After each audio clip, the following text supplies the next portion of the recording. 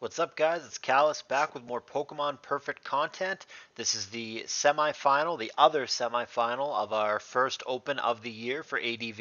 You guys who've been watching my channel recently may have seen Felix against Johnny G, which was the first semifinal. That was a cool set, kind of hacksy, but definitely a cool set. And this is the other. So the winner of that previous set, which I won't spoil, go back and check it out if you haven't done so already, is going to be against the winner here. And man, we got some opposites here. We've got the old guard versus the new guard, the very, very ultra accomplished and established versus a man recently bursting onto the scene and trying to establish himself and make a name for himself. This is really a contrast here in what these guys have on their resume, how long they've been around, what it is that the way that they approach the tier. There's just really a lot of contrast, and I think a lot of the time that makes for great content. Mikmer and McMeghan here, also known as Roro. The winner here, like I said, not only is in the finals, but by making top 2 in one of these events, you do automatically qualify no matter what you do for the rest of the season. You will automatically qualify for the championship tour at the end of the year, which last year was very strong and very competitive, but we'll see how it plays out this year. This is only the first open. There's a lot of year left. Obviously, we are only in March. Alrighty, with that out of the way, I'm really looking forward to this set. I've been looking forward to this set, and I have not watched any of these games. I do not know how it's going to play out. Let's find out together. Mikmer versus McMeghan. Lead meta and lead T-Tower respectively. Usually meta wins this matchup. Not always, but usually. And hot damn, Mikmer immediate HP fire connecting with Fori. That is poor. Pursuit there also is going to connect, so that Fori is insta very low for Roro. I think the HP Fire there is anticipating a Scarm, but hitting Fori is even better. So a great start for Mikmer in this game. Earthquake and Wish respectively. Got to be careful. I mean, he could try to pass it to the Fori, but a lot of things can go badly. And ironically there, it actually would have worked because of the full para, but obviously Roro had no way of knowing that was coming. So there is Wish and Curse respectively. That's going to be the first boost for the Paralyzed Lax. Salamence comes in for Intimidate, so it's effectively just going to be at +1 defense. The speed doesn't matter. And the Earthquake obviously blanks there. We see that the Mens does have lefties, so we can rule out the Choice Band set, but it still could be a Wish Mens, a DD Mens, a Mixed Mens, any of that kind of stuff. T-Tower does make a return appearance. That also has lefties. Here's Crunch. There is the neutral Earthquake. Remember, Intimidate got rid of the attack raise, and it's going to do 48%, leaving him at 48%, which is really iffy and damage rolly, but the roll does cooperate on the following turn for Mikmer, and he does manage to kill the Tar after eating a Brick Break. Spikes and EQ, down that goes as well, and we've got a pretty safe lead for Mikmer early on. He's got the 6-4 advantage flat out, though this Lax is not long for the world. Salamence now gets an opportunity to do whatever it's going to do. It goes for Brick Break and it has lefties, so I think we're looking at a Mixed Mens here. I mean, it could be DD Brick Break, but usually with those two things together, both lefties and Brick Break, it is a Mixed Mens. Blissey comes in, and there is the Recover.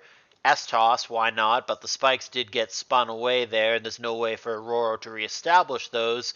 So I feel like it's a really safe position right now. I think Mikmer is just clearly ahead, and it'd be very hard to argue that Roro has any meaningful advantage right now. Looking like that bulky T-Wave set of Starmie that is pretty popular these days. Last move we didn't see, but it's almost certainly going to be Surf. And here's Regice, so I think we've got a little boom spam going on here. Meta, Lax, and Regice probably all have boom. Rain Dance there is going to, of course, get rid of the Sand, which is going to support either this Lax or there's probably a Coon in the back. It also could be a Kingdra in the back, but there is the Boom into Dougie combo that's been good forever. That's going to get the KO on the Bliss and further the lead for Mikmer. It's now got the 5-3 advantage, but a crit, man, almost changes that. Big Dragon Claw at 84%. Another Dragon Claw now, though he doesn't go for HP Grass if he has that. We've only seen Brick Break and Dragon Claw. He goes again for Dragon Claw. They're doing good chunks, 43, 46. Starmie trying to recover it all off. There's Dragon Claw. Now McMeghan has to be careful. Thunder Wave could be incoming. And it is, and Roro goes to his last poke, which unsurprisingly is Swampert here. Ludicolo in the back for Mikmer, so we've got Boom Spam into Ludicolo going on here. Cool team. And Leech Seed is something that Roro is just going to have to deal with. He doesn't have anything. Not that he had anything to begin with that would have been immune to it, but at this point, with only 3 pokes left, he's just going to have to deal. Jirachi on Ludicolo, a lot of switching back and forth. Body slam gets the para. Possibility for a crit or a full para here, but without sand, things are that much bulkier and harder to kill. Missed opportunity for a T-Wave prediction there for Mikmer would have been devastating, but he might go for it anyway. Probably did if he stays in there, but he gets full parried at a bad time. That's going to make him not comfortable staying in, and great prediction for Roro, knowing not only there would be a switch, but it would be this specific switch. Nails the lead meta with 2 Fire Blasts, and down that goes. Roro catching himself right up. He seems to authentically not have HP Grass. I'm not sure what the last move is. It could just be Wish, but he seems to really, truly, genuinely not have HP Grass, or he would have pulled the trigger before now. Thunderwave does come down. There's an opportunity for a crit that doesn't come, and now the Starmie is very safe unless Roro not only finds a crit, but finds it through the para, which obviously is mathematically unlikely. That being said, the Starmie is not a huge threat to the Salamence. Remember, Surf is going to be its last attack. We haven't actually seen it, but that's what this set almost always is, and that is not going to do a lot to a resisting Salamence with no sand in play, so it has lefties. Yeah, they're just going to go back and forth, back and forth. Roro looking for a sequence here. He's going to need a crit or multiple crits. He's going to need a crit and some greed from Mikmer. Or he could try to run him out of recovers, but we're still... he's used a lot of them, but we're still a long way from there. One of the flaws or quirks or whatever you want to call it of this gen Pokemon in general is that the recovery moves just have so much PP. 32 for recover is insane. One of the ways to help balance ADV, hypothetically, could be to just have recover have like 16 PP at the most. But I'm not going to go too far down that rabbit hole. The match continues, and there is a Thunder Wave now landing on the Jirachi, so now 2 of the 3 remaining pokes for Roro have been paralyzed. Here's Ludicolo, and that avoids getting paralyzed with a 60-40 chance via Body Slam. Here's another one, however, and he's not so lucky. This time, the Ludicolo is also going to be paralyzed. Here comes Salamence. That's risky. There very well may be an Ice Beam on the other side. We've seen only Leech Seed. It does connect, and that's going to pull him back. Surf there on Rachi, 27%, not a huge deal. Rachi is almost always some degree of specially bulky, so he's going to be able to take a couple of those without too much of an issue. Here's Lax looking to take advantage of the Leech Seed. Body Slam 17%, but Leech Seed gets him just about that same amount back. And now here comes Salamence. There's Curse, which, the Brick Break here should still do a ton despite the fact that that happened. And Mikmer knows it, so out of the way he goes. Starmie comes back, 78%. And Roro trying to switch around and get para, full para, get crits, run the Starmie out of PP. He's doing everything he can to try to come back in this game, but it's felt like he's been behind more or less the whole time, just continuously on the back foot and not finding a great way back into it. But he's not ready to concede, nor should he. This is a winnable game for Roro, but it's going to be tough. It's going to require luck and or a choke from Mikmer. Hey, stranger things have happened. Sometimes you get luck, sometimes your opponent screws up. Totally support him playing for it. It is a close game here in the sense that even though it's 4-3, yeah, kinda. How much more work is the Lax going to do? Mikmer has done a good job in healing that Lax up. It was really low at one point. It was in the red. Now it's at 40%, and it will continue to gain lefties when it can. Maybe if it has rest, it can get that off. Alternatively, I think the last move is just self-destruct. So if you can get it in there, good, especially if you get it in like against the paralyzed Rachi or whatever. Maybe you could make a prediction and get a boom off, or like really good would be getting it in as the paralyzed Mens comes in. Then you probably have a chance to get a self-destruct off and do big damage to something. Ludicolo reappears. Rachi with a full para. Maybe that was a wish turn that he didn't get to do. Here's the Lax again coming in trying to get lefties. Yeah, Mikmer's been really good at slowly but surely getting that Lax healthy again. It's at 52% now, and it does actually have last move rest as opposed to last move boom, which is interesting. Usually that set is paired with a dedicated Pursuit user. Yes, the Metagross did have Pursuit, but I don't know that it's like a super reliable Pursuit, Pursuit, anti-Gengar user. But nevertheless, Roro doesn't like his position. He's going to concede here.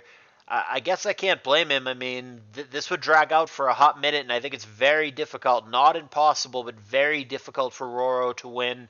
And I think that the amount of time and effort it would take versus the chance that he actually does win the game, I think it's okay to concede here. If it were Kalos Invitational, I'd want him to play it out. It's not, so I can understand the concession. It was a very, very low percentage of the time that Roro was going to come back and win this game. So game one goes to the newcomer. I mean, relatively newcomer, Mikmer.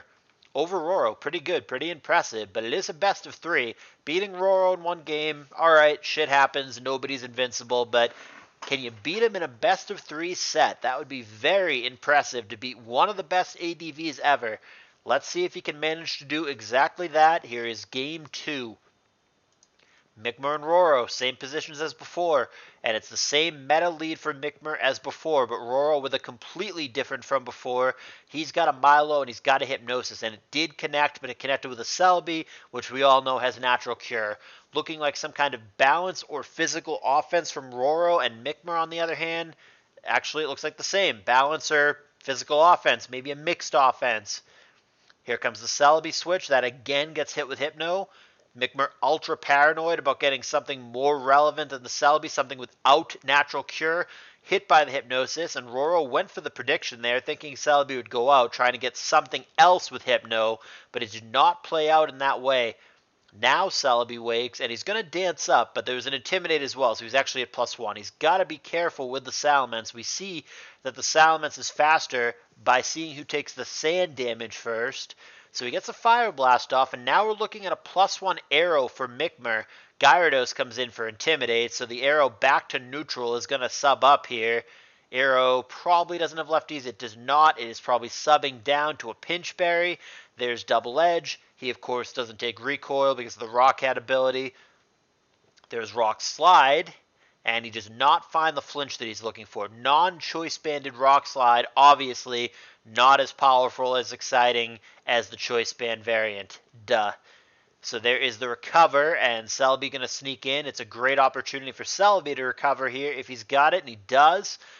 Salamence comes in immediately to get the Intimidate. We have double Intimidate going on for Roro. Very well might be a Magneton. Given what we've shown, I think Magneton makes a lot of sense on Roro's team. All three of those pokes would really appreciate Skarm not being there. Here's the T-Tar switch on Fire Blast. Doesn't do a lot. But again, it's looking like maybe a mixed Mence. There very well could be a Brick Break here. Pursuit just in case. And he's right. It's going to switch. And Roro opts for the Claydol here, which is going to prompt Mikmer out. Earthquake, of course, simply aimed at the T-Tar. It's going to bounce off Celebi via resistance. There's a BP to Mag, maybe anticipating Boom. Yep, Mikmer with the read and the outplay there. Knew the Boom was coming and gets Roro to blow up on a non-priority target. The Magneton does not have a lot of value in this matchup. Mikmer outplaying Roro there and getting himself a nice little advantage as Roro blows up on something he did not want to. Brick Break and Crunch respectively. Big damage on the 4X weakness, but T-Tar survives. Bad Meteor Mash now for Roro. He's only punished by the Roar instead of something like Fire Blast, but man, is that obnoxious. Roro behind and not catching a break. There's Crunch for 41%. It's making that miss start to matter. Now the Mash is going to connect, but maybe now the Magneton can follow up. That's exactly what Mikmer does.